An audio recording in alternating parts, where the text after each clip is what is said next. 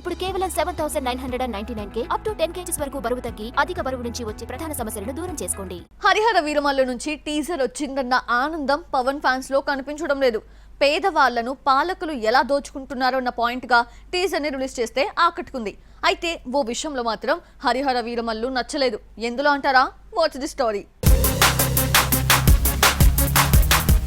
హరిహర వీరమల్లు ఏడాది నుంచి షూటింగ్ కి నోచుకోకపోయినా పొలిటికల్ ప్రమోషన్ కోసం టీజర్ ని రిలీజ్ చేశారు. సినిమా 2 పార్టులుగా ఉంటుందని గతంలోనే నిర్మాత ఏఎం రత్నం తెలిపారు. టీజర్ సందర్భంగా ఫస్ట్ పార్ట్ కు స్వర్డ్ వర్సెస్ స్పిరిట్ అనే టైటిల్ ని పెట్టారు.